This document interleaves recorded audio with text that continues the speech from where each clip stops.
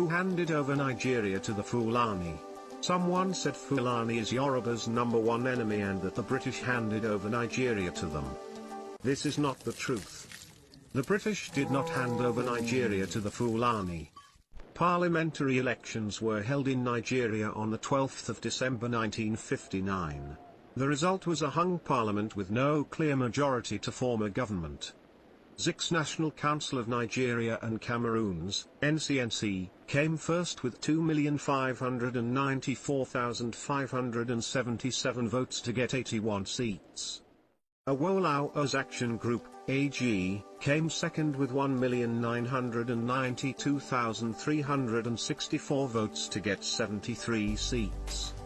However, the Ahmadu Bello's Northern People's Congress, NPC, came a distant third with 1,922,179 votes to get 134 of the 312 seats in the House of Representatives despite getting less public votes. The above three major political parties in the election did not get enough number of the seats to form a government. An alliance had to be formed to determine who would rule. It was a no-brainer that Zik's NCNC and Awolaw's Action Group should make a coalition government as they came first and second respectively. Awolowo then humbled himself and volunteered to be a deputy prime minister or finance minister in a coalition government with Zik as the prime minister.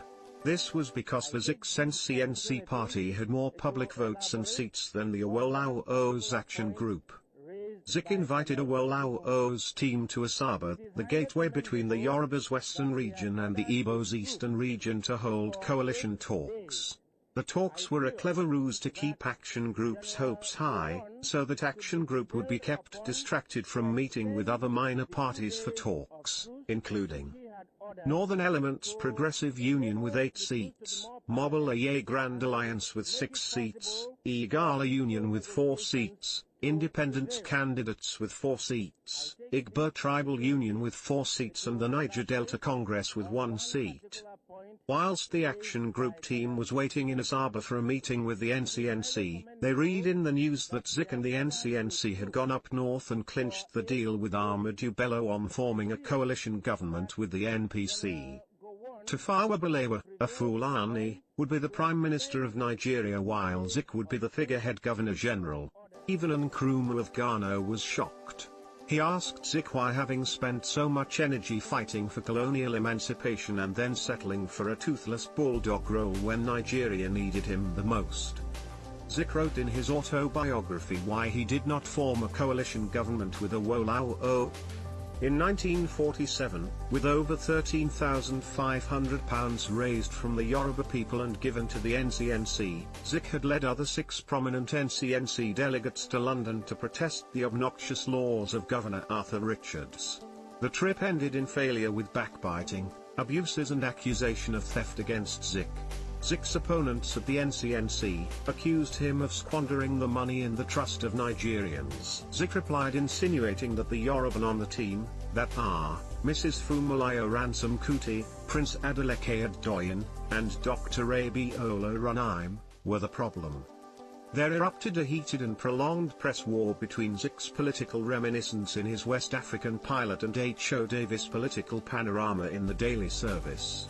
This led to Igbo in Lagos rushing to buy machetes in large numbers, thinking a tribal war was imminent. The governor and his general secretary, Hugh Foote, quickly called Zik and H.O. Davis to order at the government house. Zik went away with the resolve that the Yoruba must not be allowed to rule over others in Nigeria. And afterwards in the daily service published the speech of Zik in 1949 about Igbo being destined by God to conquer and rule over others.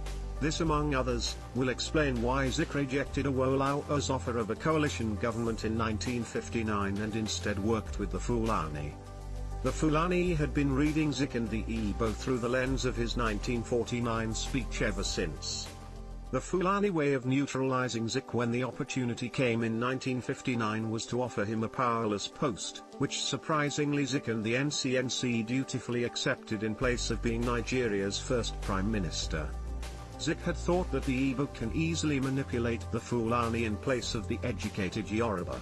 He thus manipulated Balewa to arrest Awolowo in 1962 and to have him jailed for 10 years in 1963. Zik also manipulated Balewa to remove from the western region the Edo, Urhobo, Itsekiri and Western Ijaw that account for 70% of the oil wealth in Nigeria and created for them the Midwest region. Zik's hatred for the Yoruba gave the Fulani the impetus to rule over others in Nigeria. The Igbo coup plotters tried to undo Zik's mistake in 1966. And unfortunately, they killed other ethnic group leaders and left theirs, which resulted in the Civil War. Britain did not really hand over Nigeria to the Fulani. Nigeria was given over to the Fulani by the Igbo.